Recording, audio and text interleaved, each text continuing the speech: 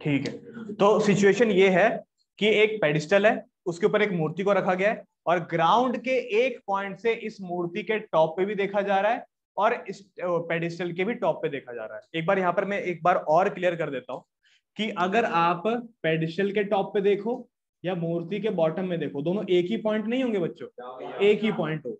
अब क्वेश्चन में बोला गया पता है क्या, कि जब आप इस पॉइंट से मूर्ति के टॉप पे देखते हो तो अब आप एंगल ऑफ एलिवेशन बनाते हो, क्योंकि हमको मूर्ति देखने के लिए अपनी गर्दन उठानी पड़ेगी और जब हम गर्दन उठाएंगे तो एंगल ऑफ एलिवेशन बनेगा। यहाँ पे क्लियर है कि नहीं है? तो उस वक्त एंगल ऑफ एलिवेशन कितना बनता है, 60 डिग्री का। लेकिन उसके ठीक नीचे ना पेडिस्टल है, वहां पर भी लेकिन एंगल ऑफ एलिवेशन ही बन रहा होगा। यहाँ पे क्लियर है कि नहीं है? तो वहां पर अब एंगल ऑफ एलिवेशन कितना बनता है, 45 डिग्री का। यहाँ पर देखोगे तो 60 डिग्री का और यहाँ पर देखोगे तो 45 डिग्री का। क्या सबको यहाँ तक क्लियर है? ठीक है। क्वेश्चन कहता है कि अगर हम आपको बता देते हैं कि ये जो मूर्ति है ना, इसकी हाइट है 1.6 मीटर, तो आप पता लगाइए कि इस पेडिस्टल की हाइट क्या हो। क्या सबको यहां तक समझ में आ गया? आपको क्या निकालना है, पेडिस्टल की हाइट निकालनी है। A B C D. बच्चों ध्यान से देखो इस फिगर को और ये बताओ कि यार आपको यहाँ पर कुल मिला करके कितने राइट एंगल ट्रायंगल दिखाई दे? मेरे को तो 2 दिख रहे हैं। एक राइट एंगल ट्रायंगल का नाम है ए सी डी और दूसरे का नाम है बी सी डी। तो एक का नाम है ए सी डी और दूसरे का नाम है बी सी डी। तो कुल मिलाकर के 2 राइट एंगल ट्रायंगल हैं यहाँ पे। सबको क्लियर हुआ यहाँ तक का? चलो ठीक है। तो इन दोनों राइट एंगल ट्रायंगल में आओ अप्लाई करते हैं ट्रिग्नोमेट्री। लेकिन उससे पहले सबसे पहले हाँ यार एक और बात है, इस क्वेश्चन को अटेंड करने से पहले ना फिगर बनाना, लिखना मत शुरू कर देना। इन क्वेश्चंस को अटेंड करने से पहले फिगर बनाना बहुत इंपॉर्टेंट होता है यार। बिना फिगर बनाए आप क्वेश्चन नहीं कर पाओगे। सही में है कि नहीं आया? तो सबसे पहले फिगर बना ली हमने। अब हम लिखेंगे कि यार क्वेश्चन में गिवन क्या क्या दिया हुआ है। तो सबसे पहले हम बात करते हैं गिवन की, ठीक है ना? तो height of statute, Animesh board पे देख, हाइट ऑफ स्टैचू। तो बच्चों स्टैचू की हाइट कितनी है, 1.6 मीटर। और अगर यहां पर देखो तो स्टैचू को हमने क्या नाम दिया है, ए बी। स्टैचू की हाइट यानी कि ए बी कितना दिया हुआ है, 1.6 मीटर। सबको क्लियर है कि नहीं है? ठीक है। यहां पर 2 एंगल ऑफ एलिवेशन है, 2 एंगल ऑफ एलिवेशन है। एक एंगल ऑफ एलिवेशन है 60 डिग्री का और एक एंगल ऑफ एलिवेशन है 45 डिग्री का। तो angle of elevation at top of statute, statue के टॉप पे देख रहे हैं तब कितने डिग्री का एंगल बनता है, 60 डिग्री का। और same to same angle of elevation at top of pedestal. Pedestal की स्पेलिंग क्या है, PDSTL। पेडिस्टल कितना है, 45 डिग्री। अरे तुमको मैंने पिछली बार 45 डिग्री के बारे में बताया था। 45 डिग्री आ गया, यानी कि क्वेश्चन थोड़ा बहुत सॉल्व हो चुका है। नहीं बताया था? चलो ठीक है, यहाँ देखते हैं। ये हो गया गिवन। अब बात करते हैं टू फाइंड। क्या फाइंड करना है हमको इसमें? तुमको फाइंड करना है क्या? ठीक है, हाइट ऑफ पेडिस्टल। बच्चों पेडिस्टल को हमने क्या नाम दिया है, BC। तुमको BC पता करना है, जिसको हमने क्या लेट कर लिया है, H लेट कर लिया। हमको यही पता लगाना है ना, तो आइए पता लगाते हैं। तो बच्चों यहां तक क्लियर है कि नहीं बताओ? सबको समझ में आ गया? चलिए अब ये रहा इसका सॉल्यूशन। तो सबसे पहले मैं एक चीज और करूंगा, पहले बच्चों बोर्ड पे देखो यार, बोर्ड पे देखो, कॉपी कर लेना बाद में। सबसे पहले आप काम शुरू करिए लेट करने का। तो पहले हमने क्या लेट करा है, बी से लेकर के सी हमने क्या मान लिया, एच। तो लेट बी से लेकर के सी बराबर में एच। एक चीज और लेट करनी है, डी से लेकर के सी, इसको मैं मानने वाला हूं एक्स। ऑल्सो डी सी बराबर में एक्स। सबको यहां तक क्लियर है? चलो ठीक है। तो बच्चों तुमको मैंने बोला था ना कि 2 राइट एंगल ट्रायंगल है यहाँ पे, ठीक है? दोनों का नाम बताओ एक एक करके। एक का नाम था ACD। तो सबसे पहले in triangle ACD, in triangle ACD सबसे पहले तो बताइए एंगल कितना बन रहा है, तो 60 डिग्री बन रहा है। एंगल के आगे वाला क्या होता है, परपेंडिकुलर। तो परपेंडिकुलर है कितना, तो परपेंडिकुलर शुरू होता है A से और खत्म होता है C पे। अब कितनी लेंथ हो गई इसकी, यहां से यहां तक हुआ 1.6 और यहां से यहां तक हो गया h, तो यानी कि ये हो गया 1.6 प्लस h। नहीं समझे? तो परपेंडिकुलर हम लोग क्या लिखेंगे? 1.6 प्लस h। अब बेस पे क्या लिखेंगे? तो एंगल के साथ वाला बेस होता है, तो बेस कितना हो गया? x। सबको क्लियर है? परपेंडिकुलर निकालना है, ओ सॉरी, परपेंडिकुलर भी हमारे पास है और बेस भी हमारे पास है। हमको कौन से ट्रिग्नोमेट्रिक रेशियो का इस्तेमाल करना चाहिए? परपेंडिकुलर भी है और बेस भी है, किसका इस्तेमाल करना चाहिए? tan थीटा का। तो यहां पर मैं लिख दूं कि हमको यहां पर इस्तेमाल करना चाहिए tan का, tan 60 डिग्री परपेंडिकुलर अपॉन में बेस। सबको क्लियर है यहां तक का? बच्चों tan 60 कितना होता है? √3। नहीं याद है तो बस tan 30 याद कर लो। tan 30 कितना होता है? 1/√3। ऊपर वाला 45, नीचे वाला 60। 45 पे 1 दिखाता है, 60 पे √3। तो tan 60 कितना होता है? √3। अच्छा, परपेंडिकुलर कितना दिया हुआ है? 1.6 प्लस में h। सबको यहां तक क्लियर है? ठीक है। और बेस कितना दिया हुआ है? x। सबको यहां तक समझ में आ गया? ठीक है। अच्छा, इसको एक स्टेप में और थोड़ा फॉरवर्ड सॉल्व कर रहा हूं ऐसे करके। यहां पर मैं जगह छोड़ रहा हूँ चीज करने के लिए, तुम बाद में करना, ठीक है ना? फिलहाल के लिए देखते हैं कि दूसरे ट्रायंगल में, इनर ट्रायंगल, दूसरा ट्रायंगल कौन सा था? BCD। तो इनर ट्रायंगल BCD। बच्चों इसमें एंगल कितना दिया हुआ है? 45 डिग्री। इसमें परपेंडिकुलर क्या होगा? h। इसमें बेस क्या होगा? x। सबको क्लियर है कि नहीं है? परपेंडिकुलर भी है, बेस भी है, कौन सा यूज करना चाहिए? tan का। तो लिख सकता हूं tan 45 डिग्री बराबर में परपेंडिकुलर अपॉन में बेस। बच्चों tan 45 कितना होता है? 1। परपेंडिकुलर h और बेस x। थोड़ा सा क्रॉस मल्टीप्लाई कर सकते हैं, तो x किसके बराबर आ जाएगा? h के। अब देखो यार, यहां से ना तो x निकला है ना तो h निकला है, लेकिन मैंने इसको यहाँ पे थोड़ा छोड़ा है, मैं अब इसको थोड़ा सा आगे सॉल्व कर रहा हूँ। क्रॉस मल्टीप्लाई कर सकते हैं ना यहाँ पे? तो क्रॉस मल्टीप्लाई करते वक्त मैं ये लिख सकता हूँ 1.6 प्लस h अपॉन में √3। बताओ समझ में आया कि नहीं आया? क्या हुआ? बताओ क्या हुआ?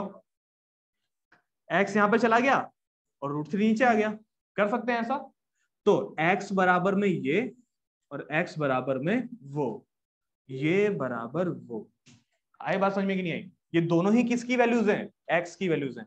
तो एक बार x बराबर में ये और एक बार x बराबर में वो, यानी कि ये बराबर वो, यानी कि 1.6 प्लस h अपॉन में √3 किसके बराबर हो गया? h के बराबर हो गया।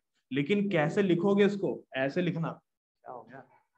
ऐसे लिखना है इसको। इसको मान लेना फर्स्ट, इसको मान लेना सेकंड, और जब आप दो इक्वेशन को कंपेयर करो तो ऐसे लिखना चाहिए, from first and second.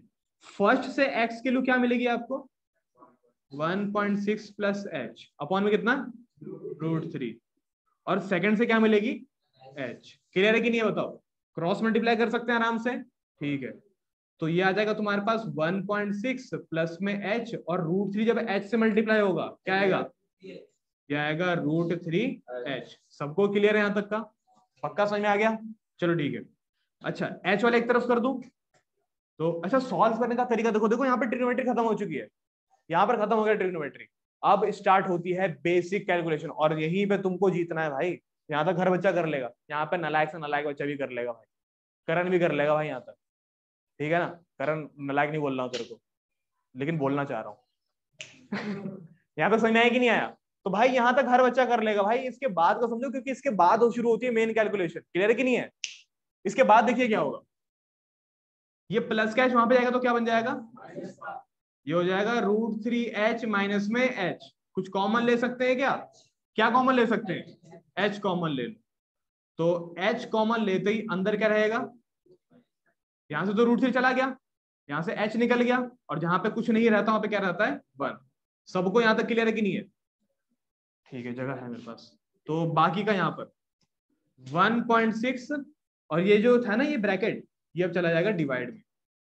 √3 minus 1 किसके बराबर में? h के बराबर। तो ये रही तुम्हारी हाइट। लेकिन यार ये हाइट ना आपके आंसर से मैच नहीं करेगी, पता है क्यों? अरे एक मिनट रुक जा भाई। यहाँ पे तुम्हारे आंसर से मैच नहीं करेगा, तो क्या करना चाहिए भाई? एक बात याद रखो, नीचे रूट बर्दाश्त नहीं किया जाएगा। समझ में आया कि नहीं आया भाई? ऊपर जितना मर्जी रूट दे दो मैं बर्दाश्त कर लूंगा, छाती पर रखूंगा उसको, लेकिन नीचे रूट बर्दाश्त नहीं होती, आग लग जाती है। ठीक है ना। तो क्या करें बताओ, क्या करें, इसको रूट को हटाएं कैसे करके। तो रूट को हटाने का ना एक बहुत ही असरदार तरीका हमारे बुजुर्गों ने दिया, पता है क्या? रैशनलाइज। कहीं पर भी अगर आपको रूट दिखाई दे, आप क्या कर दो? रैशनलाइज कर दो। तो नीचे दिखाई दे रहा है कि नहीं दिखाई दे रहा रूट? तो कर दो उसको रैशनलाइज। कैसे करते हैं वो भी देख लो इधर। तो 1.6 अपॉन में कितना? √3 - 1। किससे मल्टीप्लाई डिवाइड करूं? लेकिन इसके अपोजिट साइन से। तो यानी कि √3 + 1 से मल्टीप्लाई और √3 + 1 से ही डिवाइड। सबको यहां तक क्लियर है? चलिए ठीक है, अब आगे देखिए क्या होगा। अच्छा, √3 - 1 √3 + 1, यहां पर एक फॉर्मूला लगने वाला है, पता है कौन सा? a² - b², यानी कि √3 का स्क्वायर माइनस 1 का स्क्वायर। ऊपर रहने दो, ऊपर इतना मल्टीप्लाई करने की जरूरत नहीं। तो ये हो जाएगा 1.6 और इंटू में √3 + 1। ऊपर इतना अंदर अंदर मल्टीप्लाई करने की जरूरत नहीं, इतना ठीक है। ऊपर नीचे कैसे सॉल्व करोगे अब? तो सबसे पहले स्क्वायर से रूट हटेगा, नीचे क्या आ जाएगा बताना जरा। 3 - 1, 3 - 1 कितना होता है? 2। तो मैं सीधा यहाँ पर 2 लिख दूं यार, यहाँ पे जगह है नहीं, कैमरा में आ भी नहीं रहा है, कहाँ लिखूं? लेकिन समझ में आया कि नहीं आया? तो ये जाएगा तुम्हारा 1.6, हो जाएगा तुम्हारा √3 + 1, और 3 में से 1 गया तो कितना बचेगा? 2। और अगर यहाँ पर 1.6 नहीं होता, 16 होता, तब कितनी बारी में काटते? 8 बारी में। अब यहाँ पर पॉइंट आ गया, अब कितनी बारी में काटोगे? 0.8 बारी में। तो ये आया फाइनल आंसर 0.8 √3 + 1। बात समझ में आई कि नहीं आई? अब आ गया आंसर? क्लियर है तक का? देखो ऊपर रूट ठीक है, ऊपर रूट एडजस्ट कर लेंगे, लेकिन यार नीचे रूट नहीं रहना चाहिए। समझ में आया कि नहीं आया? अच्छा देखो, वैसे कैमरे में तो नहीं आ रहा है, लेकिन यार एंड में ना हमको एक लाइन और लिखनी है। एंड में हमको एक लाइन और लिखनी है, पता है क्या? Hence the height of the pedestal is ये। यहाँ पे क्लियर कि नहीं? अच्छा, एक बच्चा बोलता है कि भैया एक लाइन लिखने से क्या फर्क पड़ता है? जब आप क्वेश्चन पर चेक करते हो ना, और आपको चेक करने के साथ साथ आपको गिवन भी ठीक ठाक मिला है, इनकी फॉर्मेट भी ठीक ठाक है, और एंड में जो आपको क्वेश्चन में निकालने को बोला गया था आपने वो लाइन भी लिख दी है, तो कसम से बोल रहा हूँ चेक करने वाला खुश होकर नंबर देता है। क्या रे वाह, क्या हुआ? समझ में आया कि नहीं आया? एकदम फ्री फंड के, फ्री फंड का तो नहीं खैर, लेकिन खुश होकर के पूरे नंबर ही मिलते हैं। तो आया समझ में कि नहीं आया? तो फिलहाल कैमरे में तो नहीं आ रहा, लेकिन तुम लोग पक्का लिख देना यहाँ पर क्या, कि hence the height of the pedestal is 0.8 √3 + 1। बताओ लिख दोगे कि नहीं लिखोगे? कॉपी करिए फटाफट से, और ऑनलाइन वाले बच्चे डाउट बताओ फटाफट। क्वेश्चन नंबर 13 बच्चों, इसका गिवन तुम अपने आप लिख सकते हो, फिगर मैं बना देता हूं। एक बार फिगर देखते हैं क्या इसकी। Question number 13, from a point on the ground the angle of elevation of the bottom and the top of a transmission tower fixed at a 20 meter high building is 45 degree and 60 degree respectively. Find the height of the tower. तुमने figure बनाई? कितने बच्चों ने figure बनाई? ठीक है, अब एक बार चेक कर लेने कि यार फिगर इससे मैच कर रही है कि नहीं कर रही। तो क्वेश्चन कहता है कि सबसे पहले तो भैया ये हो गया ग्राउंड, और उसके बाद ये हो गई तुम्हारी बिल्डिंग, ठीक है ना? ये बिल्डिंग की खिड़कियां, ये दरवाजे, ठीक है ना? इस ओए सुनो, इस बिल्डिंग के ऊपर लगा हुआ है एक ऐसा करके एक कोई एंटीना टाइप, ठीक है ना? कोई टावर लगा हुआ है। अब हो पता है क्या रहा है? हो ये रहा है कि यार ग्राउंड के एक पॉइंट से ना ऑब्जर्व किया जा रहा है इसको, ग्राउंड के एक पॉइंट से ऑब्जर्व किया जा रहा है।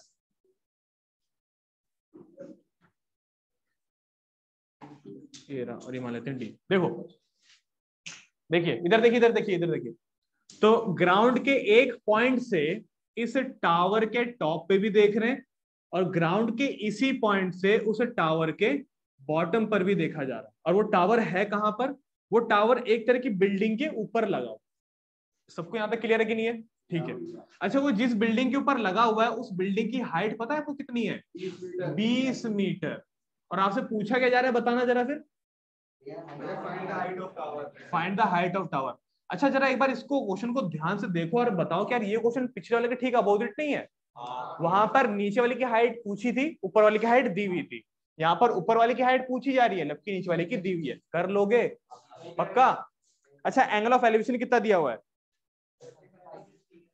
अच्छा, तो जब टॉप पे देख रहे हैं तो 60 बनेगा, और जब नीचे देख रहे हैं तो 45। एग्जैक्टली सेम क्वेश्चन नहीं है यार, मेरे ख्याल से कर पाओगे तुम लोग, कर लोगे ये वाला। इसी की जैसा एक और क्वेश्चन दिखाऊं, इसी के जैसा एक और क्वेश्चन है, एक फ्लैग स्टाफ वाला क्वेश्चन, कहीं पर अगर तुमको दिखाई दे तो बताना। फ्लैग स्टाफ, हाँ पता है कहां पर होगा ये, कहां कौन सा है, फ्लैग स्टाफ लेगा, सेम क्वेश्चन है, सेम टू सेम क्वेश्चन, पता नहीं यार, था तो यहीं पर ही। ये 36 है,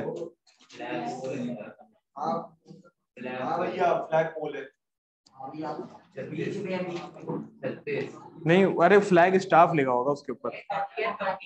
30 है,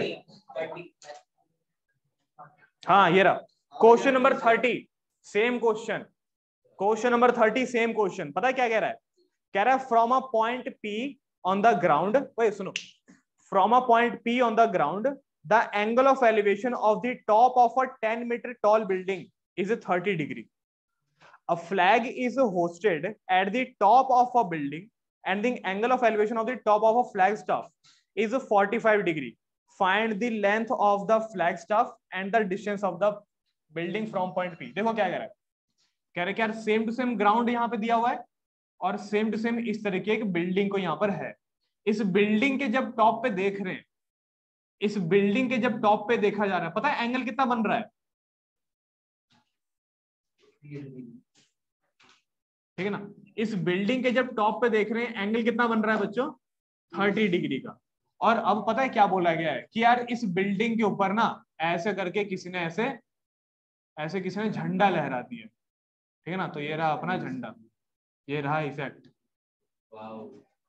मान लो, और यही सब इसके टॉप पे भी देख रहे हैं फ्लैग स्टाफ के, तब वहां पर जो एंगल बन रहा है कितने डिग्री का बन रहा है, 45 डिग्री का बन रहा है। तो अगर आपको ये बता दे कि क्या बोला गया इसमें 10 मीटर टॉल बिल्डिंग, ठीक है, अगर आपको बोल दे कि यार ये जो बिल्डिंग की हाइट है कितनी है 10 मीटर की, तो आपको दो चीजें बतानी है। सबसे पहली आपको ये फ्लैग की हाइट बतानी है जो आप h मान लोगे, और आपको ये भी बताना है कि यार ये जो पॉइंट P है ये इससे कितनी दूरी पर है। समझ में आया कि नहीं आया, तो आप इसको कुछ मान लो जैसे कि A, B और C, और इसकी डिस्टेंस को हम लोग मान लेते हैं x। तो यहाँ पर आपको दो चीजें निकालनी है, आपको h भी निकालना है और x भी निकालना है। बच्चों बताओ कर पाओगे ये वाले, सिमिलर क्वेश्चन है, कोई ज्यादा मेहनत नहीं है, हो पाएगा पक्का। तो चलो ठीक है, एक क्वेश्चन है, फटाफट से फिगर बना के दिखाओ इसकी, देखते हैं कितने बच्चे सही बनाते हैं। Question number 16, question number 16 figure बना के दिखाओ इसकी। क्वेश्चन नंबर 16, ओए यहां तक क्लियर सबको, ये तीन क्वेश्चन सिमिलर बता दिए मैंने, ठीक है पक्का ट्राई करना। क्वेश्चन नंबर 12, 13 और ये कौन सा क्वेश्चन है 30। क्वेश्चन नंबर 16 की बच्चों फिगर बना के दिखाइए फटाफट से। चलिए ठीक है बच्चों, क्वेश्चन नंबर 16 इसकी फिगर मैं बना के दिखाता हूं। देखिए कह रहा था angle of elevation of the top of a tower from a point A is 30 degree on moving a distance of 20 metre toward the foot of the tower to point B, the angle of elevation increases to 60 degree. Find the height of the tower and the distance of the tower from the point A. बच्चों question समझ में आया तुम लोगों को, एक तरह का टावर है जिसको एक पॉइंट ए से ऑब्जर्व किया जा रहा है, सबको क्लियर है कि नहीं। अच्छा एक छोटा सा नॉर्मल है, कॉमन सेंस है, जरा ये बताइए कि जब आप बिल्डिंग के पास जाओगे और बिल्डिंग के टॉप पे देखते रहोगे तो आपका एंगल ऑफ एलिवेशन बढ़ेगा या घटेगा, बढ़ेगा, ऐसे मुंडी ऊपर होती रहेगी, यहाँ पे क्लियर है कि नहीं है। तो यहाँ पर भी ना कोई पॉइंट ए पे खड़ा हो करके ना बिल्डिंग के टॉप पे देख रहा है, सबको यहाँ तक समझ में आई बात की नहीं आई। अब कह रहे यार बिल्डिंग के पास जा रहा है, कितना पास चला गया 20 मीटर पास, मतलब ऐसा करते करते 20 मीटर पास चला गया। अब उसका एंगल ऑफ एलिवेशन बड़ा होगा या घटा होगा, बड़ा होगा। कितना बढ़ गया पता है, कहता है पहले तो 30 डिग्री था, लेकिन जैसे वो पॉइंट ए से पॉइंट बी पे आ गया उसका एंगल ऑफ एलिवेशन बढ़ करके कितना हो गया 60 डिग्री। अब आपको बताना है कि यार टावर की हाइट कितनी है और वो टावर जो है वो पॉइंट ए से कितनी दूरी पर है। 50 मीटर, कौन बोला 50 मीटर, गोलू बदमाश। गोलू बदमाश, किडनैप दिस पर्सन।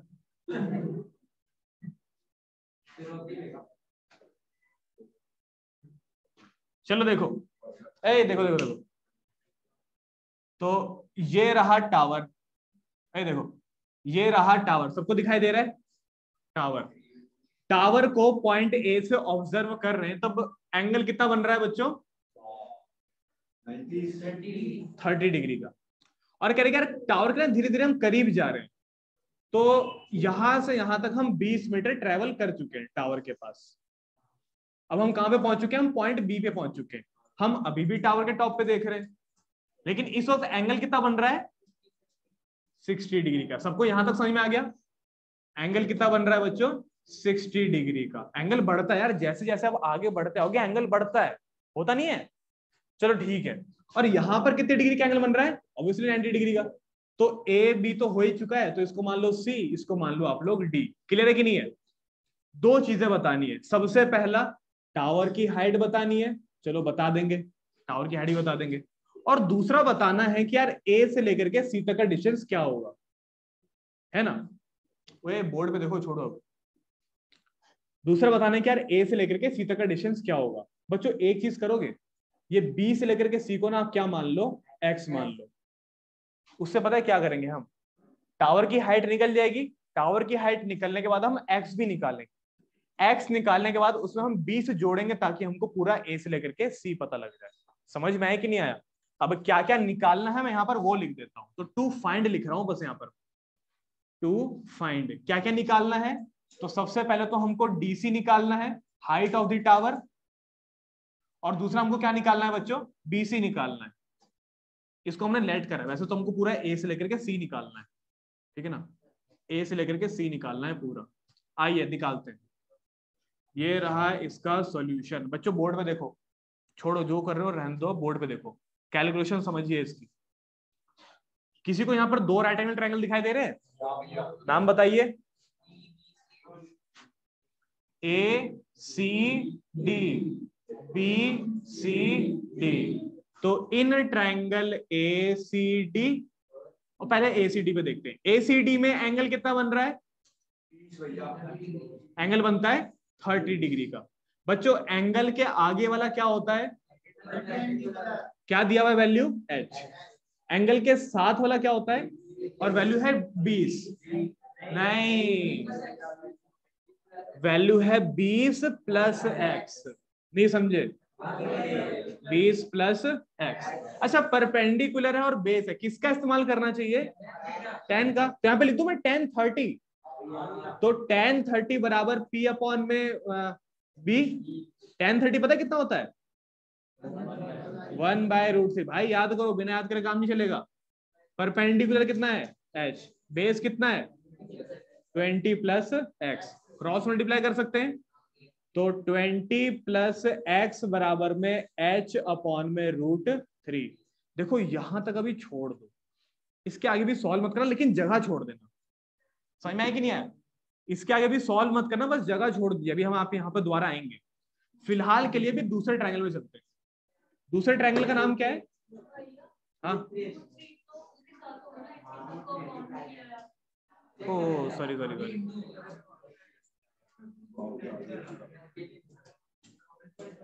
चलो देखो ट्रायंगल, दूसरा ट्रायंगल कौन सा है? B C D. In triangle B C D, ठीक है बच्चों। एंगल बताइए कितना बन रहा है? 60 डिग्री।